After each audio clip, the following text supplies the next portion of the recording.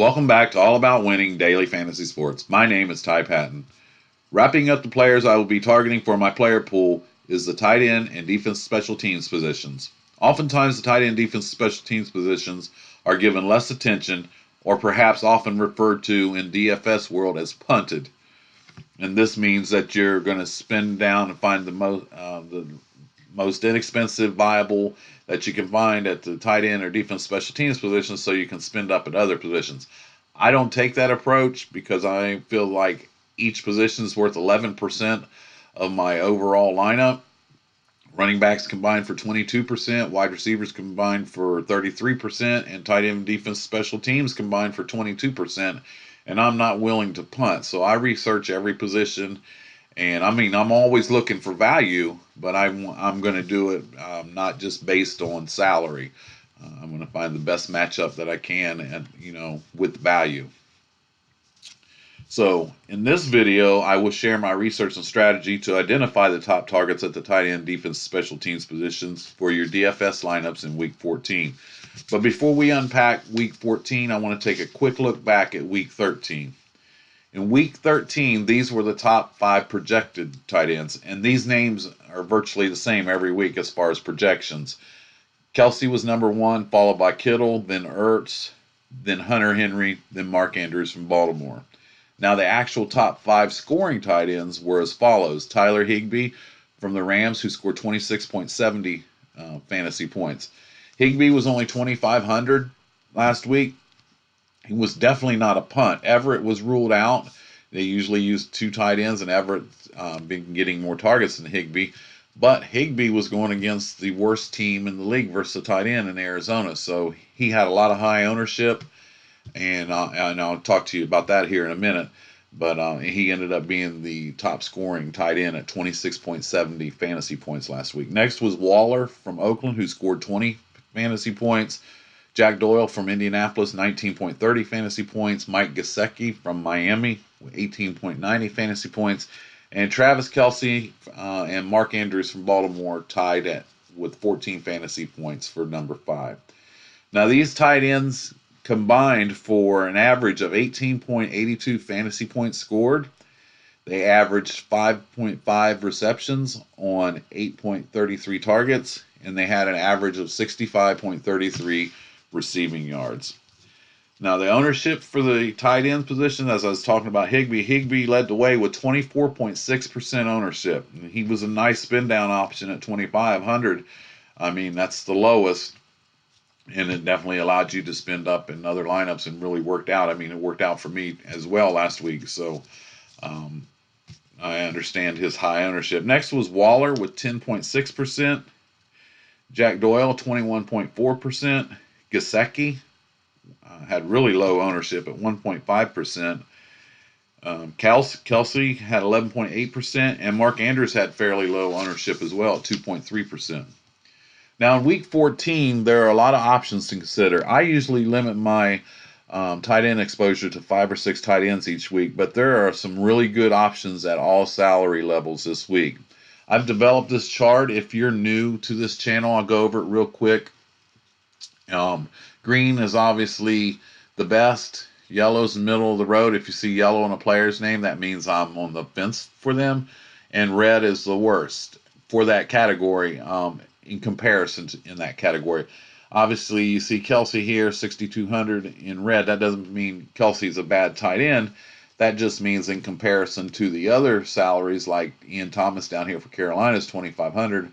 That's green, but you always get what you pay for. So that's just in comparison for each category. And the categories that I have that I use is targets per game, their fantasy points scored per game, how many fantasy points their opponent gives up to the tight end position, what their opponent's ranking is versus the tight end position in comparison to the rest of the NFL, and red zone targets. So please follow along with me. These are the tight ends that I'm going to be targeting in Week 14, and I'll give you the reasons why using these numbers. Travis Kelce leads the way at 6,200. Most expensive on the main slate, obviously, averaging 8.3 targets per game, 15.6 fantasy points scored per game. New England's stingy versus tight end position. They have a DVP of 6. They only allow 9.8 fantasy points per game to the tight end. He's had 15 red zone targets, as I mentioned. I want to try to get as many pieces of this game as I can. If I have Mahomes, I'll be stacking him either Kelce or Tyreek Hill with him. If I get up to Kelce, he will be with Mahomes. It's just a matter if I can get up to that 6,200. And to get value, I mean, obviously I need right around 19, 20 points just to get value. And tight end's been very volatile this year. So spending all the way up, it's going to cost me in some other areas. And stacking this game is going to be difficult tomorrow. But I want some exposure to it. It's the highest total game on the board at 49 points. Hooper is next for Atlanta. Coming off an injury, he's 6,000. He's getting 7.4 targets per game. Has the highest average score on this main slate, 17.9 among the tight ends. And Carolina is tied with New England, number 6 DVP, giving up 9.6 fantasy points per game to the tight end position. They funnel points to the wide receiver position, obviously. Hooper's had 11 red zone targets when he was healthy. You can see here by the numbers, Ryan likes to go to him. Julio Jones a little bit banged up. He's cleared to play tomorrow, but I could see Ryan trying to get Hooper involved often. The thing with Hooper, and I like to use my tight ends as part of stacks, and so generally the tight end I use is going to be with whatever quarterback I'm using in my lineup. So if I got up to 6,000, it's just so tempting to find the salary to get up to Kelce. But this game has a high game total as well, third highest on the main slate at 4,700. And it takes 18 points to pay off minimum value. And I think he can get there. I think this game's going to have some scoring back and forth. It's indoors.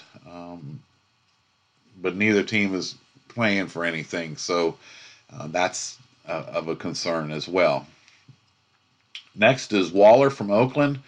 He's 5,800, 400 less than Kelce. He's averaging 7.3 targets per game, scoring 14.5 fantasy points per game. Tennessee has a 26 DVP versus the tight end position, and they give up 13.7 fantasy points per game to the tight end. He's had 10 red zone targets. I think this game is going to have some passing involved. I know there's a lot of interest in Henry and Jacobs, and Jacobs is banged up, and Renfro has been ruled out for Oakland. So those targets have to go somewhere, and Waller has been getting targeted a ton by Derek Carr. And with Tennessee's a little bit tougher on wide receiver position, they funnel targets to the tight end. This could be a really good game for Waller. They are actually a small home favorite, fourth highest total on the board at 46.5 points.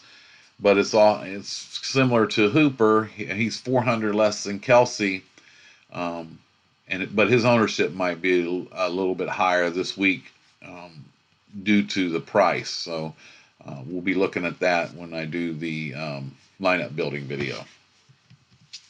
Next is Hunter Henry from the Chargers. He's 5,100. He's getting 7.1 targets per game, 14.2 fantasy points per game. And Jacksonville has a DVP of 12 versus tight end position. They only give up 10.5 fantasy points per game to the tight end. He's had 8 red zone targets.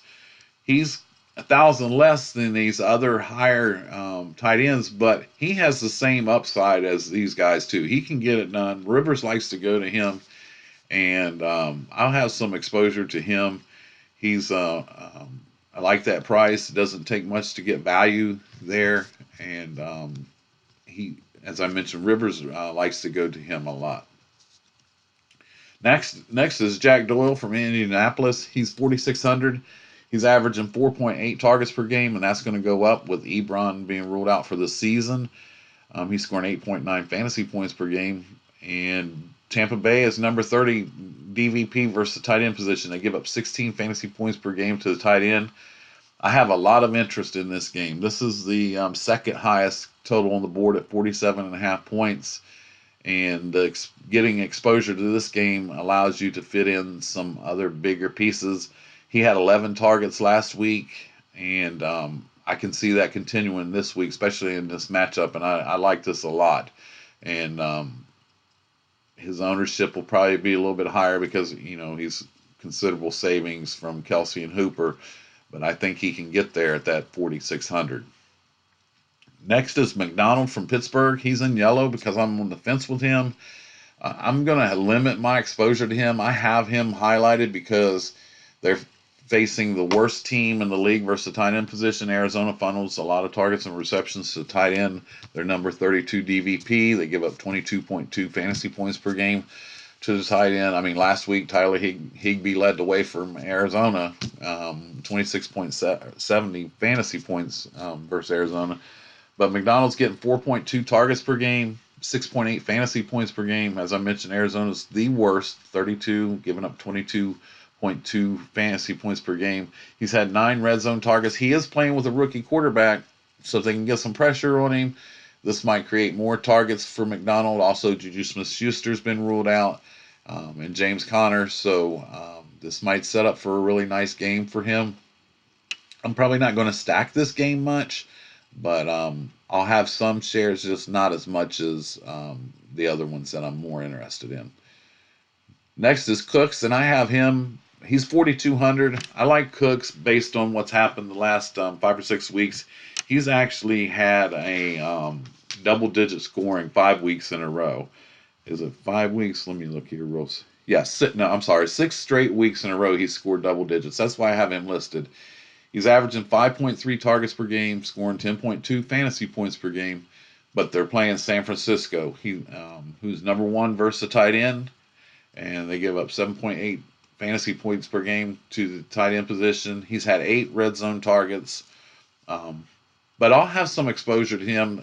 This game here is kind of difficult to stack, and as I mentioned, I like to use my tight ends as part of stacks, but at that price, he's affordable. It doesn't take much to get there. They're going to get pressure on Breeze.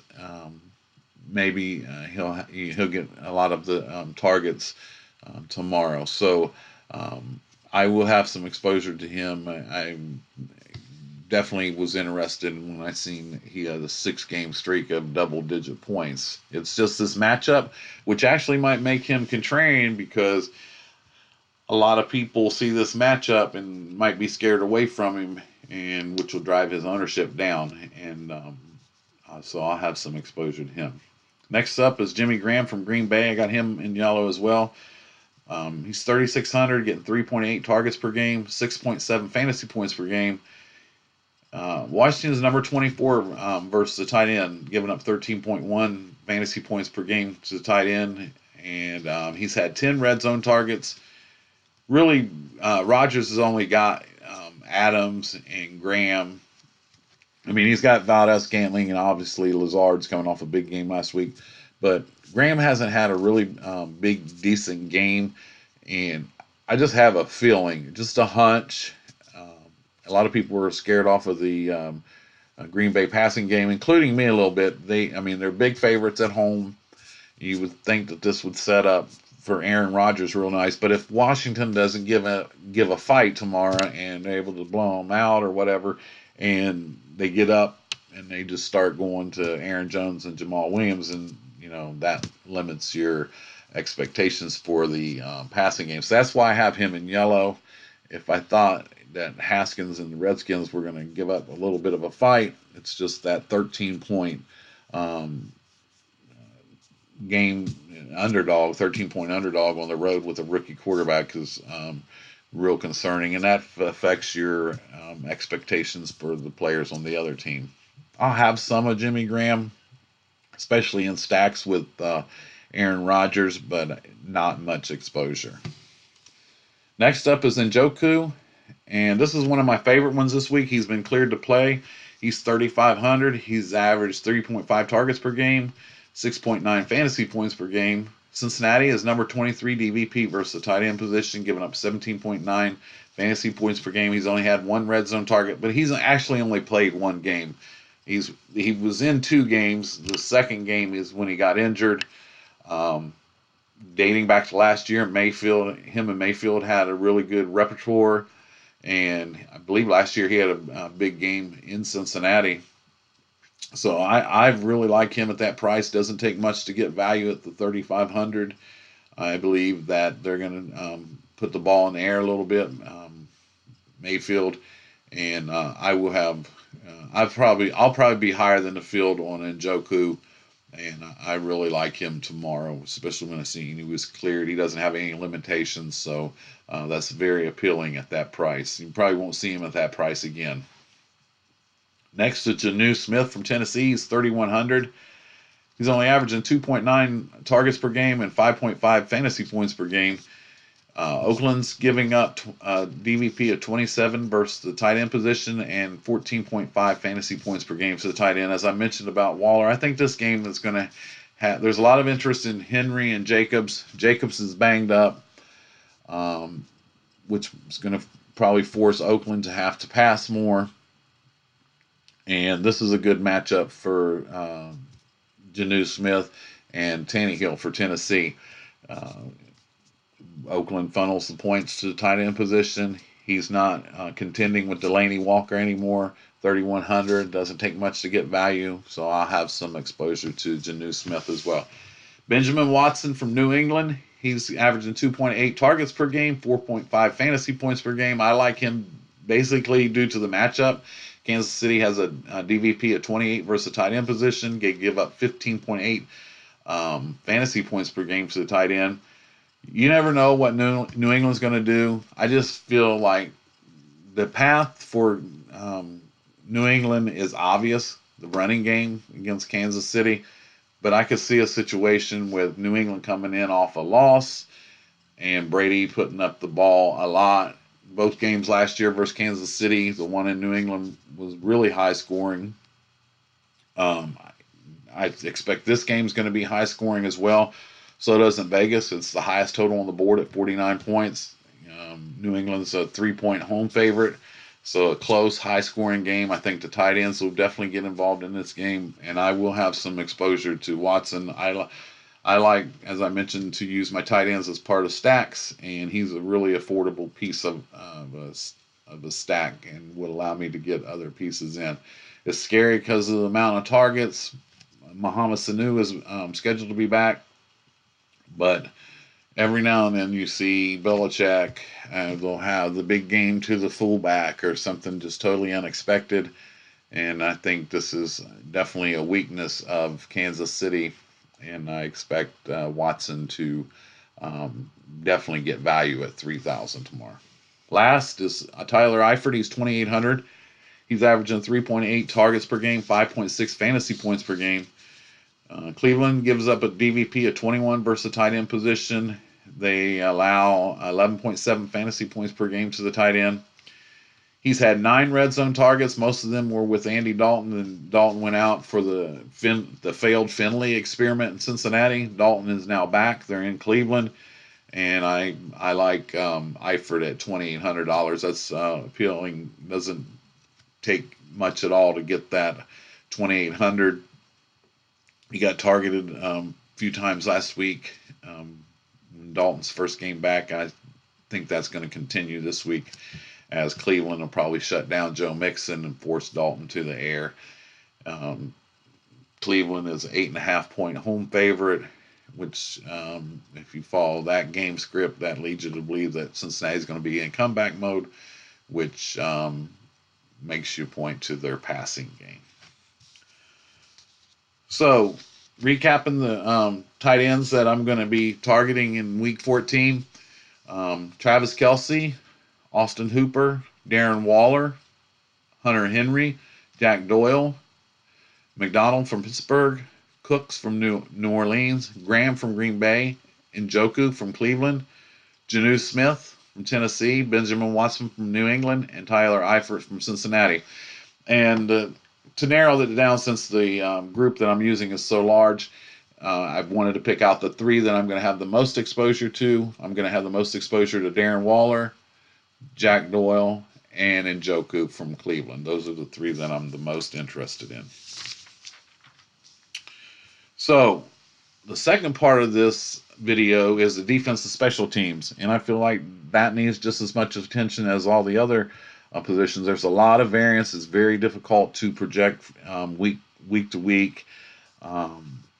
And some of the things that I do for the defense special teams position is I do look at the game lines. I'm interested in teams that are favorites, the big favorites. If they're going to be winning big, then the other team is going to be probably forced to put the ball in the air, which that's where a lot of defense special team points are created.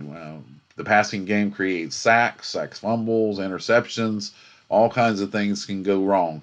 And all kinds of things can go wrong when you're using rookie quarterbacks, which you'll see that's the theme that I'm using this week. I used it last week. I was really high on the Rams versus Murray last week. Not saying that the rookies can't get it done. A couple of them, this is their first road game, and they're difficult matchups. So these are the defenses that I'm going to be targeting. Green Bay Packers are the most expensive this week, 4,000. Playing Washington, they're a 13-point home favorite. The game total is 42. Ownership 6%, not the highest by any means. I normally don't like to spend all the way up for a defense because of so much variance, but I'm going to try to get up to them where I can. They're facing a rookie quarterback, Dwayne Haskins in Green Bay, projected to be behind, and forcing him to the air might make things go real bad. Next is the Minnesota Vikings. They're 3,800 playing Detroit. They're also a 13-point home favorite. Game total is 43.5 points. They have the highest ownership out of the 4 that I like, 11%. Another home team versus a rookie quarterback, David Blough from Detroit. He didn't play that horribly versus the Bears. This is his first road game, and I just think this is a difficult matchup. Keeps with my theme, rookie quarterbacks on the road, and I will have some exposure, plus a double-digit underdog as well. Third is Houston Texans. They're 3,300. Obvious savings off of Packers and the Vikings. They're playing Denver. They're a 9-point home favorite. Game total is 42.5 points. Ownership is only 7%. Rookie quarterback lock for Denver. His first road start in Houston. Also keeping with my theme. And the other one that I'm going to be targeting this week is my spin down option is Arizona Cardinals. They're 2,400 playing Pittsburgh. They're actually a 2-point underdog at home. I normally don't go with an underdog for defense, but they're home, low ownership. They're playing a rookie quarterback, Hodges, and I think this is his first road start as well. And I really like Arizona at that price this week, and that's not punting, but that allows me to get to spend up in some other areas that I'm interested in. So recapping those real quick: Green Bay Packers, Minnesota Vikings, Houston Texans, and the Arizona Cardinals. So this wraps up the tight end defense special teams video. I'll be coming back shortly to do lineup and put all this research together that I've worked on in the various videos that I put out this week. I want to thank you guys for joining me. I encourage you, as I mentioned earlier, to please post any opinions or comments that you may have below. Anything you'd like to see me add to the chart, or something that you think may help, and I'll see what I can do. Please share this video, like it, subscribe if you're not already a subscriber, and hit that notification bell. My subscriptions have been going up, and my viewers have been way up, and I'm just hoping that those viewers turn into subscribers. That helps me out a ton if you do that, and I really appreciate it. You can also follow me on Twitter at winningabout. As I mentioned, I'll be back shortly to post my lineup building video, and we'll talk about the individual games as well. My name is Ty Patton. This is all about winning daily fantasy sports, and I'll see you guys again real soon. Thanks a lot.